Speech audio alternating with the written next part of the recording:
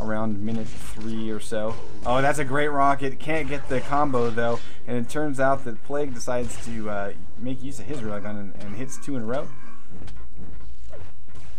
The Noobs is hurt. Nice dodge. That was a really nice dodge from the Noobs.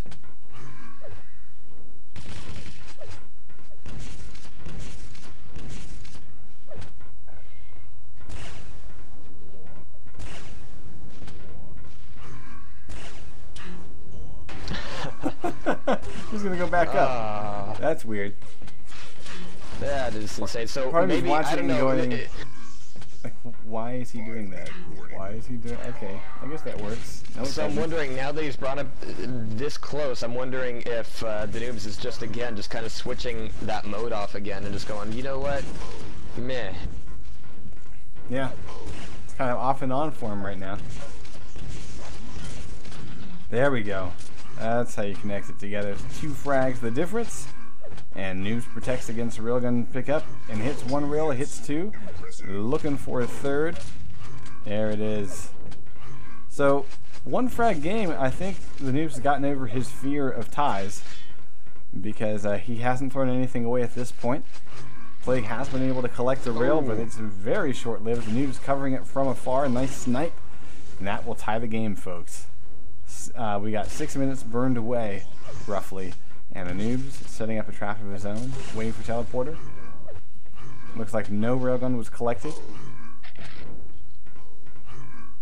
And he heard the drop from the Plague.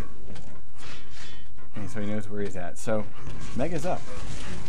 But still, the Noobs is moving as if he's not exactly sure where Plague is going to be until he sees him. And even though he's able to make a lot of these really great angle hits, just the way he's been moving, it's just, well, there we go. 15 health and 1 frag up. Yellow armor is going to be the Noobs's, but it's going to come down to being able to get into mid here and grab some 25s. And Plague says, nope, you're not going to do that. And that's going to tie it up 9-9. Nice Beautiful prediction by there. Plague. Nice. Holy crap. That should be a frag. And the Noobs didn't even get a rail out of that. Yeah. So yeah, rail controls could be really important here for Plague. Indeed, because we only have about 3 minutes left to go. And I have to say, though, the lead with that rocket, I love that shot. For some reason, that's one of my favorite shots to ever see connect. When you're on the top tier and you're firing down like through the door that's going to be opened by your opponent as they run through it, and then your rocket catches them in the ass, and it shoves them into the wall for a kill. I mean, it's one of the best plays. It's so much fun to watch because you can see it coming for like 2 seconds before it happens. It's great stuff.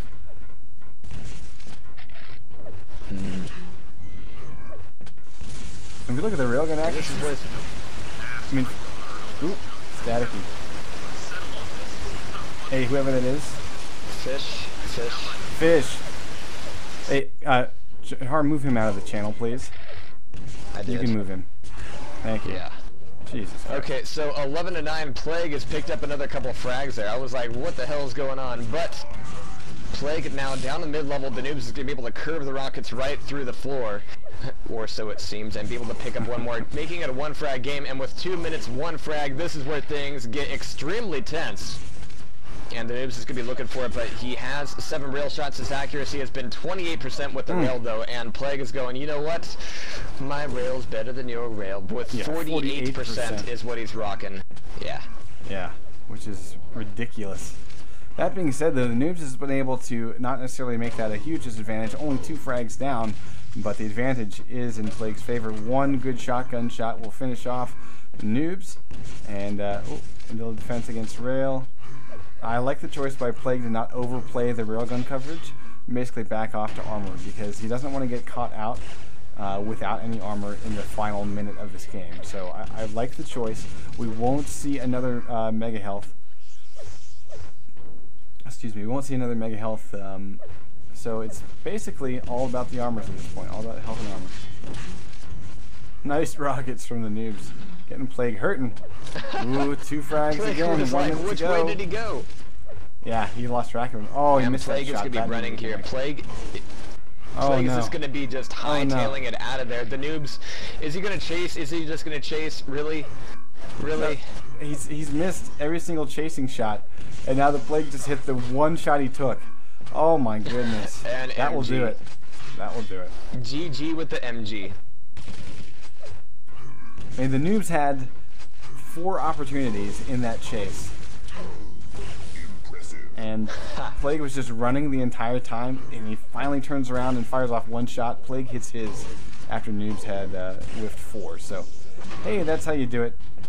15 to 12. There's the one last Goomba shot, though, so that's going to be the last feather in the noobs' cap. But here on map,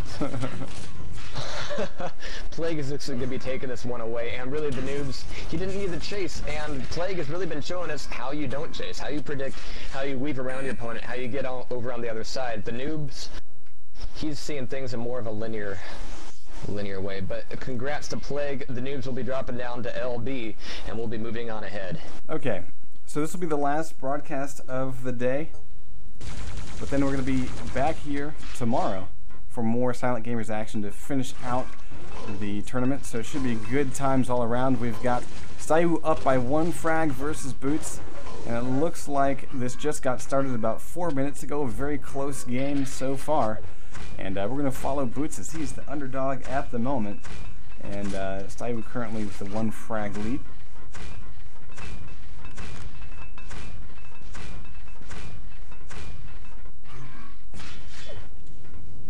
So hopefully Jarho will hop on the server. We'll be all set. Hoppy top. Sweet. And yeah, I've really enjoyed all the games we've seen. I think we've seen like 4 games be 1 frag wins. So I always love to see very close games. Ooh, Boots walking into a rocket from Staiwu.